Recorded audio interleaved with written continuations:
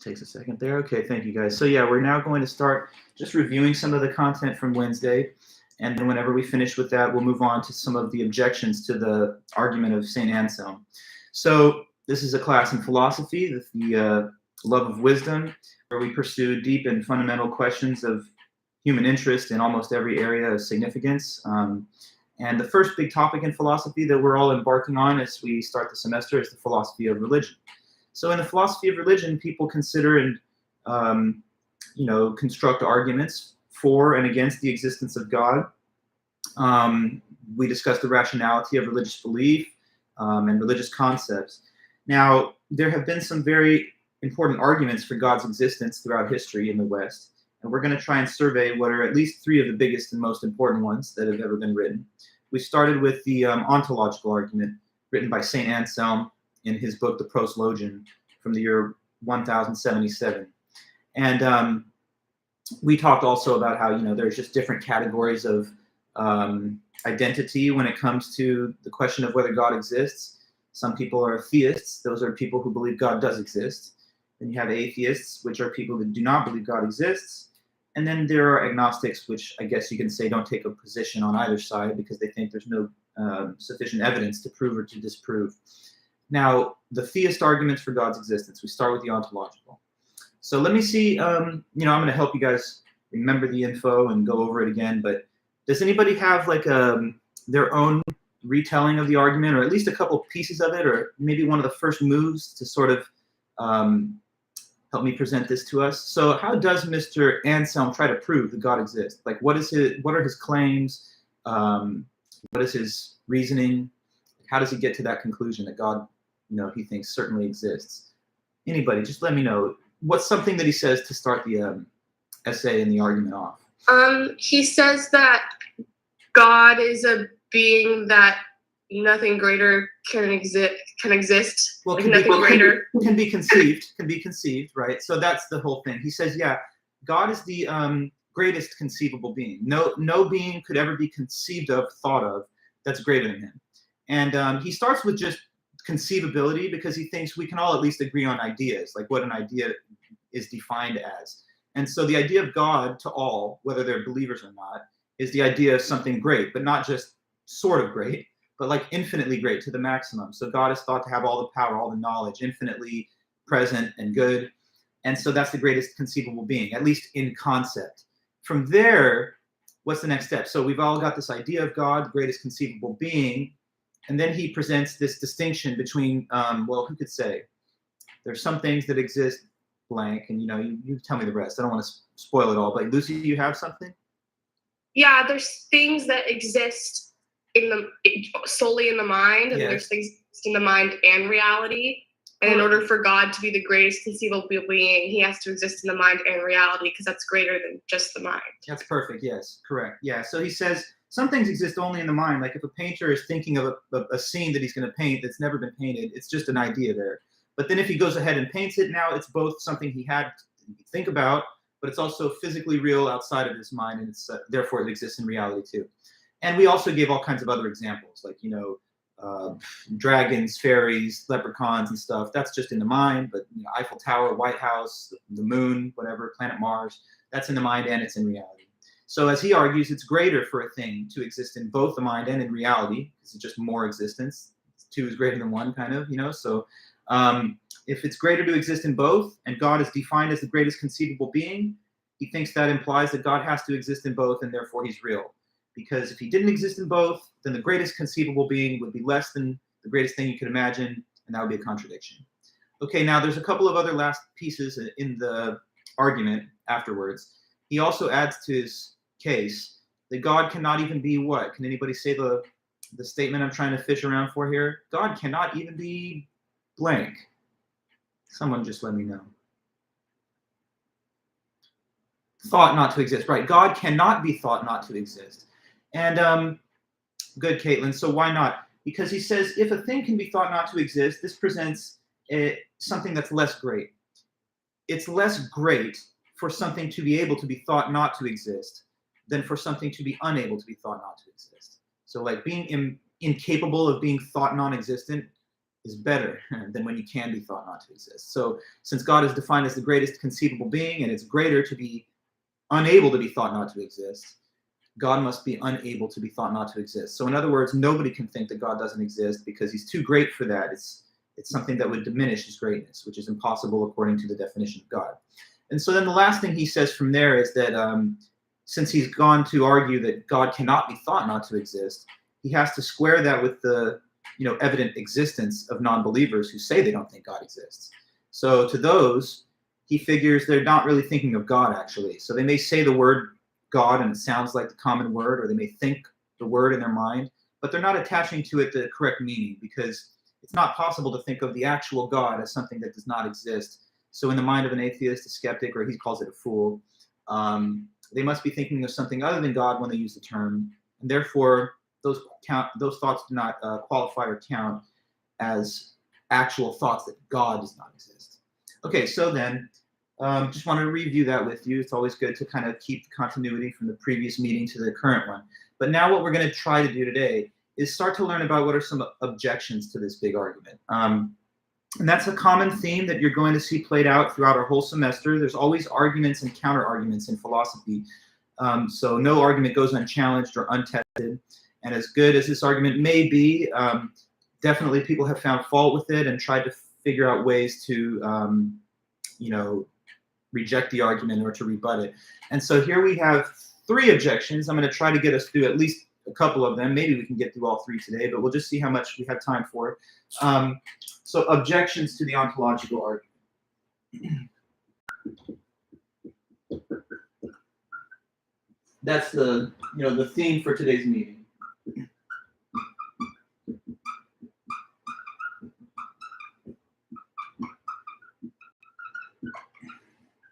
Okay, so objections. Objections are just a rational basis to disagree with an argument. And so we need to see the full terrain, like not just what people have said in favor of these arguments, but what they've said to try and contend with them. So let's go ahead, and I'll start off by telling you the first of the 3 objections that we're going to try to learn. So one objection to the ontological argument comes from this man. His name is Gaunilo. Gaunilo, Gaunilo, that's his name. And he lived in the same time period as Anselm did, so way back in the day, 1,000 years ago. He was aware of Anselm's work, and he had read the Proslogion, and he wrote a critical reply to it, an objection to it. His objection is called "In Behalf of the Fool."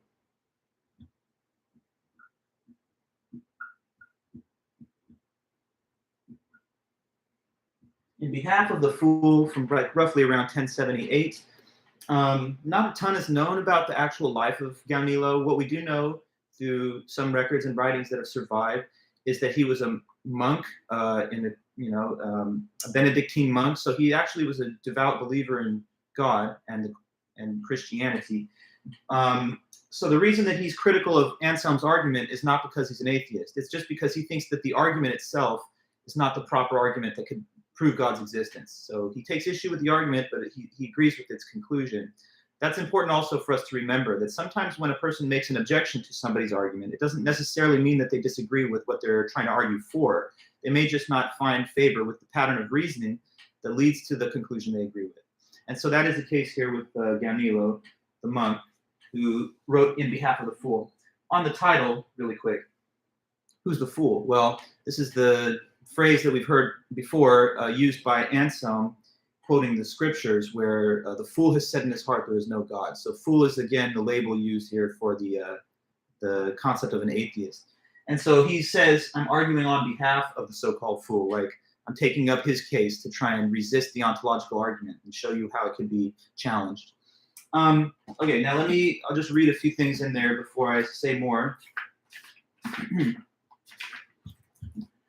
So at the beginning of Gaunilo's essay, which we see on page 17 of the book, he starts by just summarizing Anselm's original argument. And that's always a good thing, to summarize your opponent's argument before you go ahead and try and poke holes in it and show what its flaws could be. So I don't want anybody to be confused. It's not like when he says these things, he's giving the argument himself like it's his argument. He's just saying, here's what my opponent, Anselm, has argued. And so I find this first paragraph to be very helpful for any student, because if you ever need like a very concise summary of the ontological argument, Gaunilo really presents it in a condensed form in that first paragraph. So let me read his way of presenting it. He says, to one doubting whether there is, or denying that there is, something of such a nature than which nothing greater can be thought, it is said in the proslogion that its existence is proved. First, because the very one who denies or doubts it already has it in his mind, since when he hears it spoken of, he understands what is said. And further, because what he understands is necessarily such that it exists not only in the mind, but also in reality. And this is proved by the fact that it is greater to exist both in the mind and in reality than in the mind alone. Because if this same being exists in the mind alone, anything that existed also in reality would be greater than this being, and thus that which is greater than everything would be less than something and would not be greater than everything, which is obviously a contradiction. Therefore, it is necessarily the case that that which is greater than everything, being already proven to exist in the mind, should exist not only in the mind, but also in reality, because otherwise it would not be greater than everything. Okay, so I think that's a nice, just once you've heard the whole argument and gone through it a few times, that's a nice capsule version of it that just kind of gets the main points. But from there, we start to hear about Gaunilo's criticism. Okay, now, Gaunilo's critique of the ontological argument crucially relies on an analogy. It's an analogy that he builds to the definition of God, but he just sort of places it into a different being or object. So he asks us if we could contemplate in our mind what he calls the so-called lost island. So here we go, the lost island.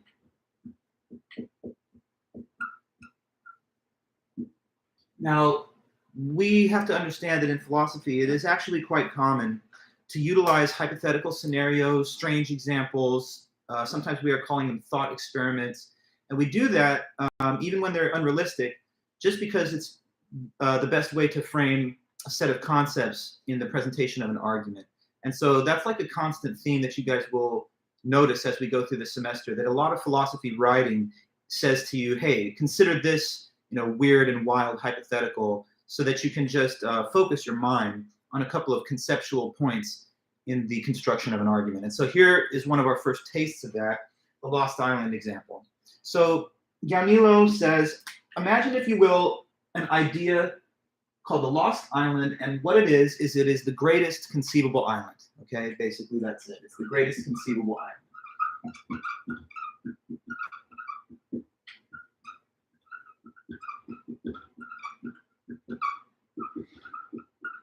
The greatest conceivable island, the island than which none greater can be conceived.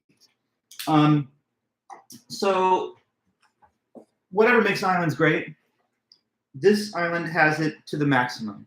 Okay, so like the ideal conditions for an island: best weather, best beach, best clear water, best island amenities and resources and what have you. So here's the way he put it. Let me precede the statement of the island thing by how he sets it up in paragraph 2. He says, the fool can perhaps reply that this thing is said already to exist in the mind only in the sense that I understand what is said. Because couldn't I say that all kinds of unreal things not existing in themselves in any way at all are equally in the mind? Since if anyone speaks about them, I understand whatever he says. Okay, now, for example, they say that there is in the ocean somewhere an island, which because of the difficulty of finding that which does not exist, some have called the Lost Island. And the story goes that it is blessed with all manner of priceless riches and delights in abundance, and having no owner or inhabitant, it is superior everywhere in abundance of riches to all those other lands that men inhabit. Okay? Now, if anyone should tell me that it is like this, I would easily understand what is said, since there is nothing difficult about that. Now, before I continue to read, let me ask you guys, checking in with you. What do you think is going to be, maybe you're already on to where he's trying to steer this objection here, but what do you think is going to be his point? So we've got the idea of the Lost Island, the greatest conceivable island. His overall claim here is that if Anselm's argument was really credible and the logic was sound, then what would we have to conclude about this made-up idea of the Lost Island? if the Anselm argument works and functions in that case, then parallel to it, what must be said of the so-called island?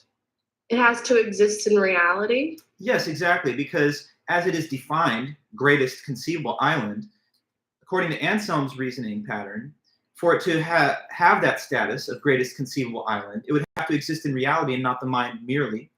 But obviously, guys, can we all agree that that is absurd and ridiculous, the notion that we've just proven that this island exists merely by coining the phrase or thinking the thought, greatest conceivable island? So this is where he shows, or he thinks that he's showing, that Anselm's own argument fails, because the pattern of reasoning utilized can be deployed in another case where we can all agree that it's attempting to prove something that is known to not exist. Okay, so like I could sit here and say, hey, think of the greatest conceivable film, the greatest conceivable piece of music, greatest conceivable burger, and therefore it must actually exist, because if it wasn't real, that would detract from its greatness. Obviously, these are all just ideas that don't correspond to anything actually really existing.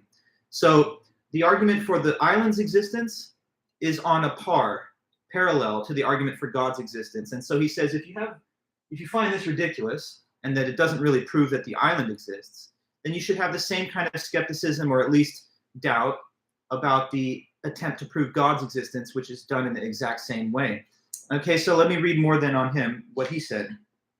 He says, if anyone told me it was like this, I should easily understand what is said, since there's nothing difficult about that. But, and this is the key part, but if he should then go on to say, as though it were a logical consequence, you cannot anymore doubt that the island that is more excellent than all other lands truly exists somewhere in reality, then you can doubt that it is in your mind. Since it is more excellent to exist not only in the mind, but also in reality, therefore it must be that it exists, because if it didn't exist, any other land existing in reality would be more excellent than it, and so this island, already conceived to be more excellent than all others, would not be more excellent. So if someone tried to persuade me in this way that the island really exists beyond all doubt, I should either think that he was joking, or I should find it hard to decide which of us I should judge the bigger fool, me, if I agree with him, or he, if he thinks that he's proving the existence of the island with any certainty in this way. Okay, so there he kind of rests his case. And I'm hoping that it just comes through clearly to you. I'll just say a summary of it again, but that's the crux of his objection, that you cannot prove that something exists just by conjuring up an idea of a greatest conceivable version of that thing. If that was really a credible way to establish that something exists, then I would have just proven to you that the lost island exists, which is clearly absurd. So we talked about reductio ad absurdum last time, guys? Yes? Okay, so let me say a point about that just in passing. Reductio ad absurdum is when you assume the contrary of what you want to prove in order to show that it leads to something absurd or impossible, and thus your original point holds good and is proven. Like if I wanted to show or prove that the earth is not flat, I would assume for the moment that it is, and then trace that to absurd implications, like that things would fall off of the earth. Now, in Anselm's argument, he says God, he's not only in your head, he's in reality too. But he says, supposing that God does only exist in your mind, that's a contradiction, because it would be saying the greatest conceivable being is not as great as he could be, and therefore he does not only exist in the mind, but also in reality. Now, Gaunilo is kind of using his own version of the reductio strategy and kind of turning the tables on Anselm. So what he is saying to you is, Gaunilo is saying, Anselm's argument doesn't prove what it's trying to prove, but suppose that it did. Suppose his argument can prove God exists. Then I should be able to use the same argument format to prove that the island that is greater than all others exists. But clearly that's absurd. So we shouldn't find favor with the pattern of argument that Anselm's used. All right. Now, it's not the only objection to Anselm's argument, the Gaunilo one. There's some others as well, and I'm going to start talking about the next one. There's a total of 3 objections that we're going to learn before we move on to the next big argument for God's existence next week. So another objection to follow the Gaunilo one is by this man named G.E. Moore.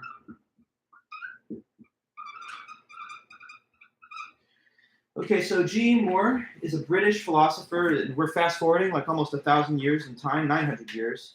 to the time that he lived, which is from 1873 until 58.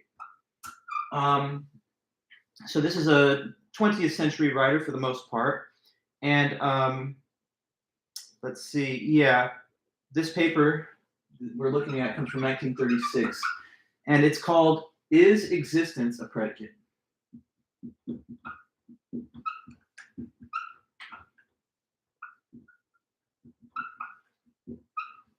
So that's the next piece for us to try to break down and comprehend. G. Moore's article from 1936, "Is Existence a Predicate?" And again, I'm saying this is another objection to Anselm's ontological argument, which tries to dispute the argument in a slightly different way. And it's kind of interesting when you think about it, right? Like, this is a criticism of the argument that's written like almost 900 years later. So it kind of shows you the sort of durability and the timeless quality of many of these puzzles and problems in philosophy. Like, we grapple with them throughout the generations, even over the millennia. So, okay, what's wrong with the argument according to G.E. Moore? Well, the title, let's open up and understand what it means. It says, it asks a question, the title. The question is existence a predicate? And so we want to then, I guess, clarify the term predicate for the moment. What is a predicate? Okay. So predicate is a word that's used in logic and in grammar. It refers to a certain type of feature of sentences. So predicate, it's just an attribute or a feature, you could say a quality of something, okay?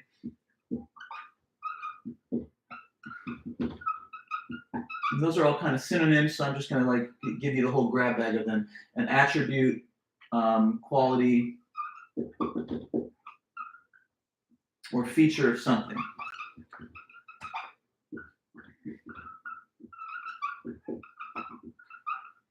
Okay.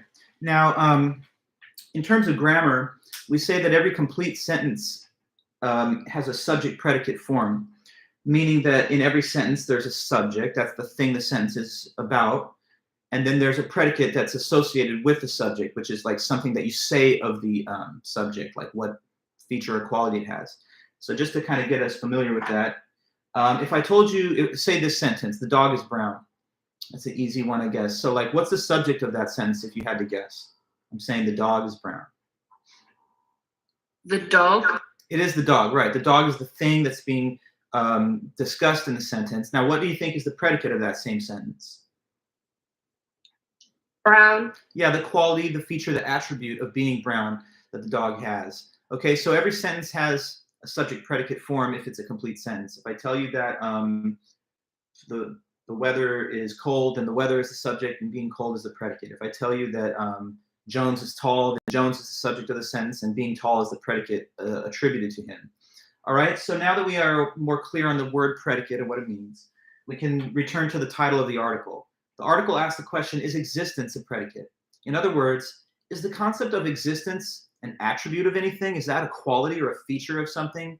And to sort of anticipate his ultimate conclusion here, Moore is going to argue that no, existence is not a predicate. It's not an attribute. So logically speaking, according to Moore, it's a total confusion and it's wrong on its head to say that if you're a perfect being, you have to have this feature of existence, treating it as though it's a quality that the having of which enhances greatness and the lacking of which diminishes greatness. Moore's point of attack against the argument is, hold on a minute, existence is not even an attribute in the first place. So the whole argument is proceeding on a misguided basis, right? In Anselm's view, if God is the greatest conceivable being, he has to have all the best qualities, including all the knowledge, all the power, but also existence, because lacking existence would be missing a feature that adds towards greatness. And then Moore here is trying to make his point that there's a fundamental flaw in the argument, because existence itself, when you really think about it and break it down, it's not an attribute. And if it's not an attribute, then it won't serve the purposes of Anselm's argument in the way that he hopes. So I'm going to take you on a little,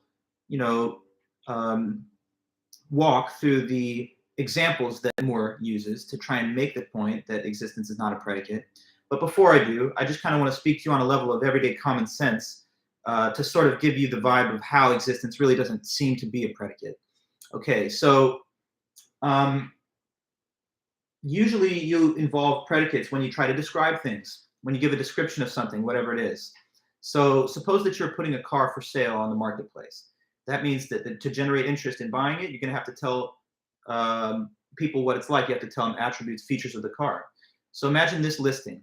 It's like car for sale, $10,000 or best offer, 2010 Honda Civic, 50,000 miles, 4-door, it exists, power locks and windows, sunroof. Hold on a minute. One of those things stands out, right? Like it's not like the others. And that was the mention that the thing exists. It seems to be a prerequisite for having attributes in the first place that something exists. It doesn't strike most, or at least it sounds off, to characterize existence as one of the features that the car has. I would rather think that it's a condition that it has to meet to even be eligible to have features in the first place. Or think about people who describe themselves, like say on like social media bios and stuff. Oh, lover of books, you know, I'm a big time athlete. I love true crime. I exist. I like going to the beach. You know, so like describing something with the word existence just seems off. And that right there would give you at least some sense of what he's going for in his argument. Moore's point is the treatment of existence as though it was just an ordinary predicate or attribute is wrong, and it's logically flawed. But for better or worse, we can't just leave it at my common sense description of why existence is not a predicate. We're going to have to dive into the weeds of his examples, which are a little weird, but I'm sure that I can help you understand them if we just work on it. So to go towards those. So G. Moore's own way of making the same point that existence is not an attribute, it's a little technical because it relies on a comparison of two different sets of sentences. One set has a predicate in there, and then the other set simply replaces that predicate with the word exist. And what he thinks we'll notice when we do this kind of like linguistic exercise of comparing the two sentences, we will see that they go from being meaningful and understandable to being meaningless and incomprehensible. And if the replacement of a predicate with the word exist transforms the sentence into a meaningless one, then he thinks that gives us clear evidence that existence does not occupy the logical role of a predicate. Okay, now, the sentences that have a predicate in them that he uses in his little example are sentences involving the concept of tigers growling. Okay, so he says, tigers growl. This is just a sentence for the moment that we're going to use to illustrate a point. Tigers growl. Now, in that sentence, you know, tigers would be the subject, and growling, the quality, the attribute, the feature of growling, that's the predicate. Now he says, looking at the statement or sentence that tigers growl, it can be interpreted in at least three possible ways. Maybe what is meant is all tigers growl. So we get these three variations. All, most tigers growl. And then a third possibility is that it just intends some tigers growl.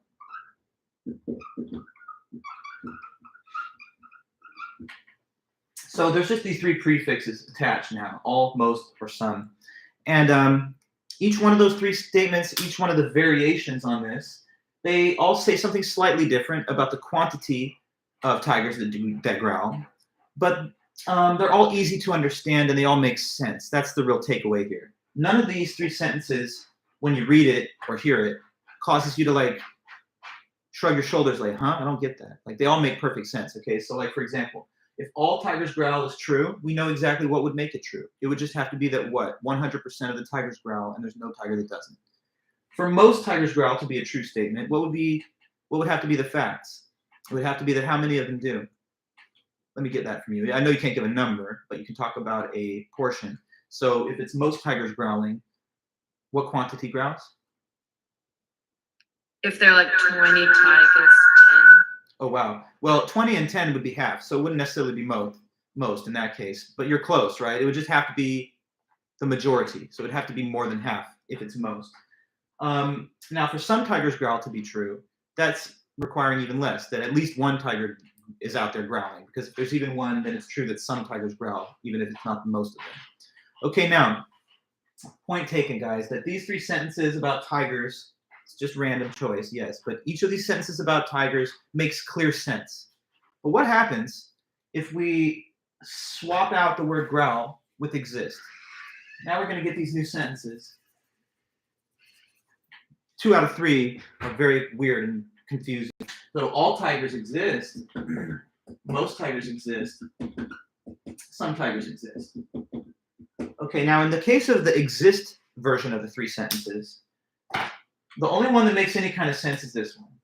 So I'm putting a little asterisk just to let you know this one's not the problem. Some tigers exist, it's easy to understand. It just means there's at least one tiger, fair enough. But most tigers exist, let's dive into that. When we said it was most tigers growl, we could make sense of it by saying that given a set of tigers, there's a majority that growl and a minority that don't.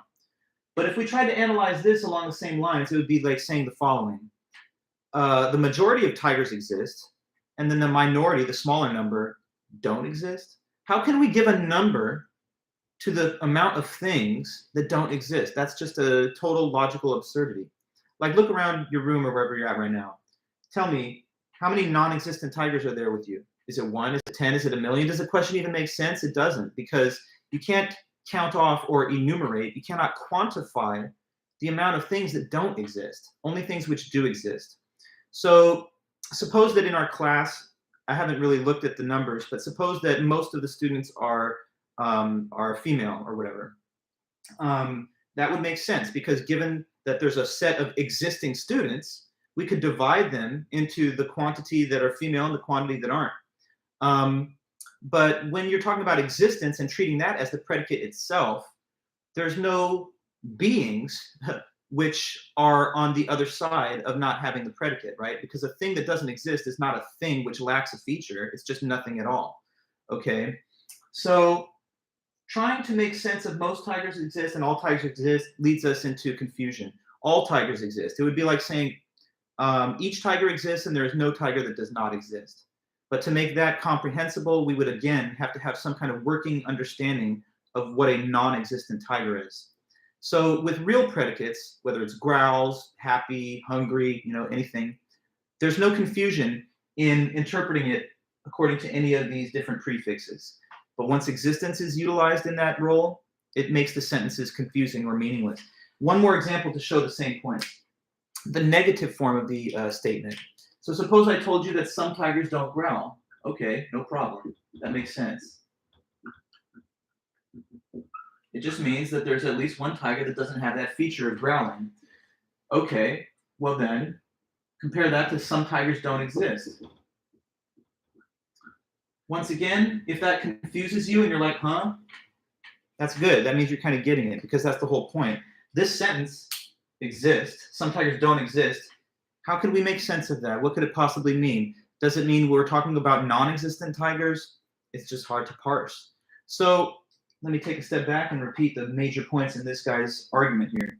He's saying that Anselm's argument relies on the crucial assumption that existence is an attribute, such that if you have that attribute, that makes you greater than if you didn't have it. But he finds fault with the very concept of existence counting as an attribute. And to try and make the point that it's not an attribute, he invites us to consider 2 groupings of sentences, one of which has an attribute within it, which is growl, and the other sentences substitute the word growl for exist. And the meaningfulness of the statements breaks down at that point, showing us his point. Let me go ahead and read some of that from him. He says, all tigers exist, or most tigers exist. I hope it will strike everyone that there is something strange about this proposition. He says, have all tigers exist and most tigers exist any meaning at all? Certainly they don't have a clear meaning, as all tigers growl and most tigers growl do. They are puzzling expressions, which certainly do not carry their meaning if they have any on the face of them. That this is so indicates, I think, that there is some important difference between the usage of exist, with which we are concerned, and the usage of such terms as growl or scratch. Okay, now, one last kind of wrinkle in his essay here at the end. he says that if you really wanted to strain to try and attach some kind of coherent meaning to the statement that like some tigers don't exist, maybe you could say that what's being referred to in those statements are imaginary tigers or tigers from like fiction or fantasy that are not real. Like there are a few of those that I can mention. For example, anybody knows Winnie the Pooh? Tigger is one of those characters that's not a real tiger because he's a cartoon character in the Enchanted Wood of that storyline. Calvin and Hobbes, anybody knows comic strips?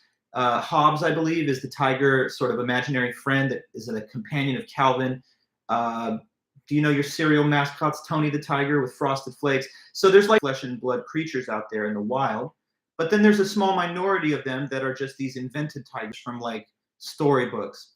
Well, in reaction to that way of parsing the sentences, Moore says that it's still very weird, isn't it? Because in an ordinary case with a regular predicate, you don't have to like veer off into the world of fictional objects or imaginary beings. You can just divide the category of things that have the quality from those that don't have it.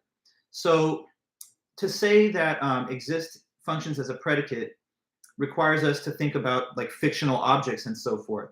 So it's either not a predicate, or if it is, it can only be made sense of according to a very non-standard interpretation that's not required for other ordinary predicates. And that's what he says on this. So let me read that last point. He says, I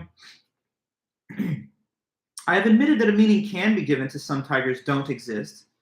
The meaning which such expressions as some tigers don't exist sometimes have is that which it has when it is used to mean the same as some tigers are imaginary or some tigers are not real. That some tigers are imaginary may really express a proposition, whether true or false. I don't think that can be denied.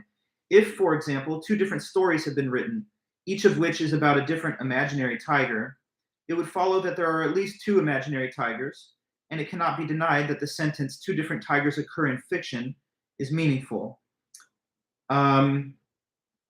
Again, he says, if it should happen that at the present moment, two different people are each having a hallucination of a different tiger, it would follow that there are at the present moment two different imaginary tigers, and the statement that two such hallucinations are occurring is meaningful. So the sentence, there are tigers which don't exist, is therefore meaningful if it only means that there are some imaginary tigers in either of those two senses that I've pointed out. But what it means is that either some people have written stories about tigers or having hallucinations or dreams of tigers. If nothing of this sort has happened or is happening to anybody, then there are no imaginary tigers. But if some tigers don't exist means all this, isn't it clear that exist does not in this sentence have the same comparatively simple and straightforward meaning that it does when regular predicates are used? Okay, so there you have it. Another reason to disagree with Anselm's argument. This one involving the contention that existence doesn't logically function as a predicate. And although it is perhaps a bit awkward, his own example that makes the point, he asks us to consider the difference between a sentence like most tigers growl and most tigers exist. And you do get the feeling, I hope, that when you say most tigers exist, you're saying something very weird because it asks you to compare the set of things that do exist with those that don't. And once you start talking about things that don't exist, you're talking in gibberish terms. That's a contradiction in terms. A thing that doesn't exist is not a thing, it's nothing. So, okay, one more piece. Now, there's a third objection and a third author's objection that we want to know about. I might not be able to get through all the details of his criticism with the last 10 minutes, but I'll do my best to get through some of it, and whatever's left over will come back on Monday and continue there. But one more opponent, I guess, of the ontological argument, another modern philosopher, William Rowe.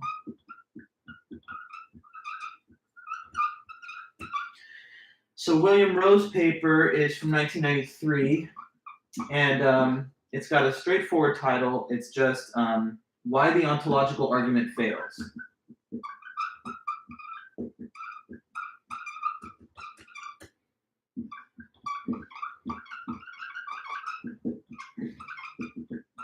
Why the Ontological Argument Fails from 1993 by William Rowe. And William Rowe was a professor of philosophy at Purdue, and he retired in 2005. And he's an atheist, so as you know, by the definition of atheism, he doesn't believe in God, and So clearly he wasn't convinced by any of the big arguments that God exists, including the ontological argument. But he has some reasons for his disagreement with the ontological argument, and that's what he gives us in this paper. Now, let me just sort of give you the big picture of what he's going to make some points about here, and then we'll fill in the details as we go along. But his overall point is that nobody can prove something exists just by defining that thing as existing. Okay, like, so if I define a word as existing, fill in the blank, I have not just proven by the definition setting down alone that that is a being that's real. If that was a way to prove that something exists, then I could just invent words left and right and say that according to the definition of the word, the thing exists, and that's enough proof. But clearly, that is not a sufficient proof that the thing exists. He believes that those that are advocates and followers of the ontological argument define God as existing. And so in his way of looking at it, this is Anselm's definition of God. God equals existing perfect being.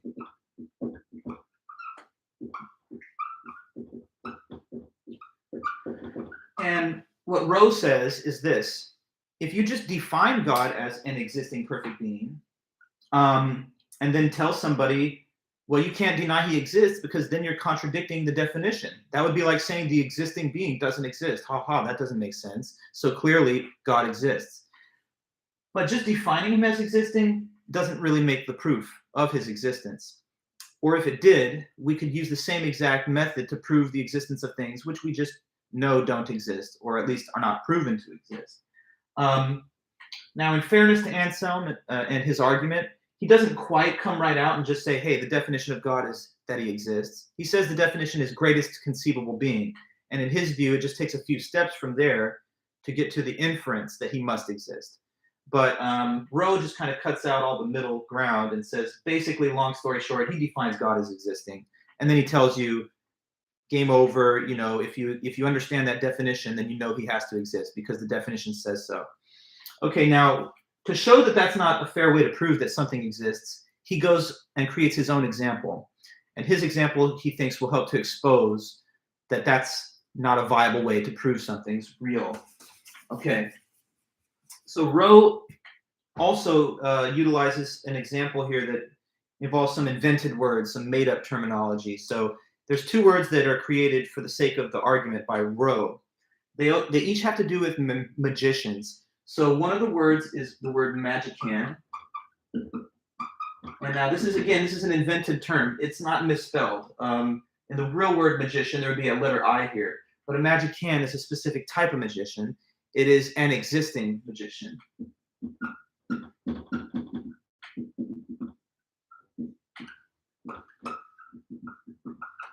And then likewise, he makes up this other counterpart term, magico. And a magico, as you could maybe guess, is a non-existing magician.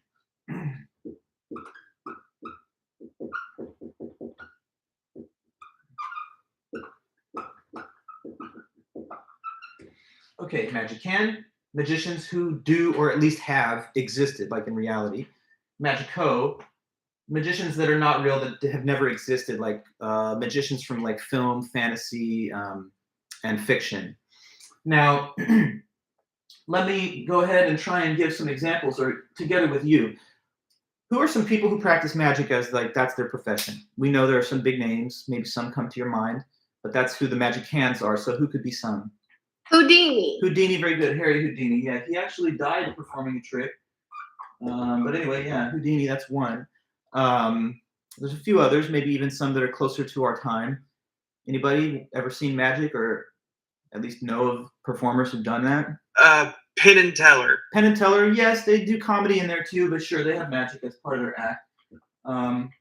Good. Penn and Teller, Houdini. Any other favorites out there, guys? I have some in my mind if you can't, but let me know. Chris Angel. Chris Angel, I think I heard. Okay.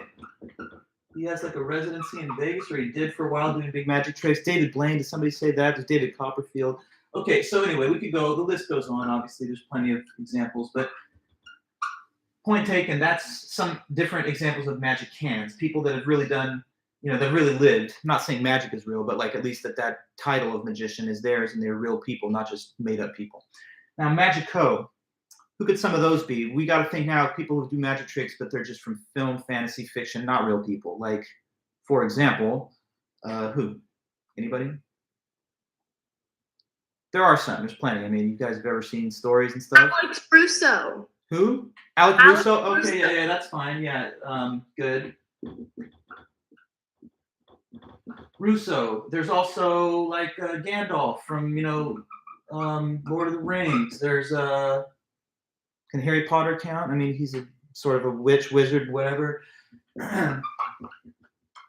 Of course, there's just Merlin from the old classical fable of the Knights of the Round Table. So the list could go on with this too. Some I've heard students use Doctor Strange, although is he a mutant or is he a magician, whatever, but he's got powers, I suppose.